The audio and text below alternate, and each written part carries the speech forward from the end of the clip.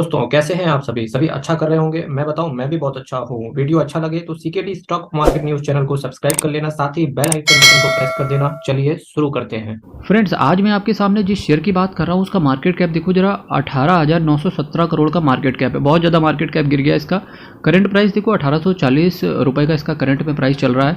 वैसे मैं जनरली इतने बड़े महंगे जो प्राइस होता है शेयर का, किसी शेयर का इतना ज़्यादा महंगा प्राइस होता है, अवॉइड करता हूँ। पर ये कुछ ऐसी कंपनियाँ होती हैं जो आने वाले समय में यहाँ से भी 18,000 तक जा सकती हैं। क्या ऐसा पॉसिबल होगा? फंडामेंटल्स पे चल के बात करेंगे। हाई की बात करेंगे, 2,377 रुपये का इसने हाई लगाया, 1,693 का इसने लो लगाया। देखिए, कभी कभी क्या होता है ना, कंपनी टूटती है तो कभी कभी वो अपॉर्चुनिटी देती है। अब जो अपॉर्चुनिटी लेता है वो फंडामेंटल्स वहाँ से आपको अपॉर्चुनिटी बताता है। स्टॉक का पीई की बात करेंगे, 42.60 का पीई है। बुक वैल्यू की बात करेंगे, 192 का है। डिविडेंड की बात करेंगे, 0.35% का बहुत थोड़ा सा डिविडेंड है। अच्छी बात यह है कि return on capital employed, return on equity दोनों ही 20% से ऊपर है। फेस वैल्यू कंपनी की 1 रुपये है, तो नो डाउट आपको स्प्लिट का बेनिफिट नहीं मिलेगा, पुराने समय में मिला होगा लोगों को। विनती ऑर्गेनिक्स की आज मैं बात कर रहा था, और ये देखिए, engaged in the manufacturing of speciality organic intermediates and monomers.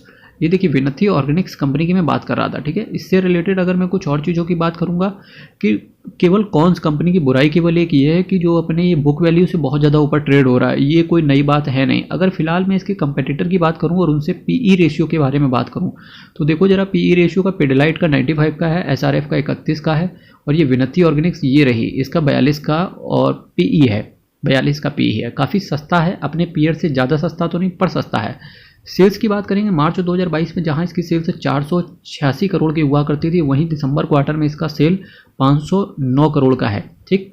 506, 566, उसके बाद थोड़ा सा स्लाइटली ये सेल गिर गया। सेल गिरा, क्या प्रॉफिट भी गिरा, क्या एक्सपेंस भी गिरा? जी हाँ, सेल गिरा तो एक्सपेंस भी गिरा इसका। जहां 418 करोड़ का एक्सपेंस हुआ करता था, वहीं एक्सपेंस अब आ गया 345 करोड़ का। कम सेल हुई, कम खर्चा हुआ, इसका मतलब है ये किसी भी कंपनी के लिए अच्छी चीज़ है। यही रीज़न है कि नेट प्रॉफिट पे इसका इम्पैक्ट नहीं आया। तो इसी वजह से लोगों का क्या रहा होगा ना, इसकी सेल कम हो गई तो लोगों ने क्या हुआ, शेयर को बेचना स्टार्ट कर दिया होगा। जनरली ये रिटेल इन्वेस्टर्स ही रहे होंगे। चलिए अभी देख लेंगे जब मैं इसके प्रमोटर्स की होल्डिंग्स की बात करूंगा, ठीक है, तब आपको चीज़ें क्लियर हो जाएंगी। पर ये कंपनी मुझे ऐसा लगता है जैसे कि एक खरीदने का मौका दे रही है, और आने वाले समय में ये कंपनी कुछ अच्छा कर सकती है, ये साफ यहाँ से दिखता है। इसके बाद देखो, अर्निंग पर शेयर पे भी गिरावट है नहीं, 11.29, उसके बाद 12.20। नेट प्रॉफिट पे भी गिरा नहीं, 116 का फिर 125 का, ठीक है। यानी कि फंडामेंटली बहुत ज़्यादा स्ट्रॉन्ग कंपनी है। और देखो, शेयर कैपिटल की बात करेंगे तो शेयर कैपिटल इन्होंने 10 करोड़ की मेंटेन करके रखी हुई है। रिजर्व एंड सरप्लस में 1968 करोड़ का रिजर्व एंड सरप्लस पड़ा हुआ है। उसके अगेंस्ट में आप लॉन्ग टर्म और शॉर्ट टर्म बोरोविंग देखो, लॉन्ग टर्म की तो बोरोविंग है ही नहीं, शॉर्ट टर्म की बोरोविंग जो 18 करोड़ की थी वो भी इन्होंने कम कर ली। एक अच्छा शेयर, एक अच्छा जो कंपनी का मैनेजमेंट होता है, जब भी कंपनी का शेयर प्राइस गिरता है तो उसको सुधारने के लिए बैलेंस शीट को स्ट्रॉन्ग करने की कोशिश करता है। और वो आपको दिखता नहीं कि यहाँ से कि 18 करोड़ का शॉर्ट टर्म बोरोविंग थी, वो भी उठा के इन्होंने जीरो कर ली।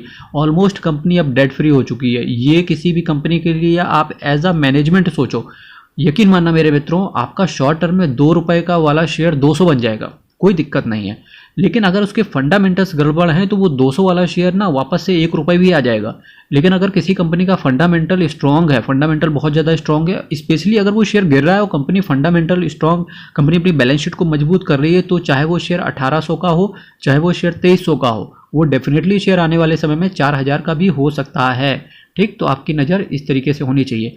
नेट कैश फ्लो देखो, नेट कैश फ्लो देखो, निगेटिव कैश फ्लो आया। पर आपको एक चीज़ देखो कि मार्च 2021, मार्च 2022 में ऑपरेटिंग एक्टिविटीज़ से 127 करोड़ का, इन्वेस्टिंग एक्टिविटी निगेटिव हो गई और फाइनेंसिंग एक्टिविटी भी निगेटिव है। देखो, इन्होंने इन्वेस्टमेंट किए होंगे अपने। इन्वेस्टमेंट में क्या होता है, एक बड़ा कैपिटल एक्सपेंडिचर जाता है, जिसकी वजह से लॉन्ग टर्म में वो बेनिफिट मिलता है कंपनी को। अब ये देखने का रहेगा लॉन्ग टर्म बेनिफिट कब तक मिलता है, क्योंकि लॉन्ग टर्म में ही आपका पैसा बन सकता है। आपको डेफिनेटली 31 मार्च अब आने वाली है, ये एनुअल रिटर्न और क्वार्टरली रिजल्ट्स दोनों ही आएंगे, तो आपका फोकस ना इस कंपनी पर भी होना चाहिए। इन्होंने डेटा डेज भी कम कर दिए हैं, डेटा डेज भी इन्होंने कम कर दिए हैं, ठीक है, डेटा डेज भी कम कर दिए हैं, जो कि अच्छी चीज़ है। प्रोमोटर की होल्डिंग 74% इन्होंने मेंटेन करके रखी हुई है, जो कि बहुत अच्छा बनाती है कंपनी को। FIIs ने भी देखो खरीद के रखा हुआ है, DIIs ने भी देखो बेच के रखा हुआ है। DIIs बाहर निकले हैं तभी ये शेयर गिरा है ना, 7.99 से 7.88। DIIs क्या है, इनका क्या है, ये म्यूचुअल फंड वाले होते हैं, ये सब फिर वापस आ जाएंगे। पब्लिक की बात करेंगे, पब्लिक ने दिमाग लगाया अभी यहाँ से। पब्लिक ने 13.19 था, 13.25 पब्लिक ने दिमाग लगाया है, पब्लिक ने शेयर गिरते ही खरीद लिया है। वेरी गुड पब्लिक, ऐसे ही लगे रहो। तो आज मैं यहीं से इस वीडियो को विराम दूंगा, कल फिर आपके साथ मिलेंगे सेम टाइम सेम चैनल। तब तक के लिए बहुत बहुत धन्यवाद। सोच समझ के इन्वेस्ट करें। बहुत बहुत धन्यवाद।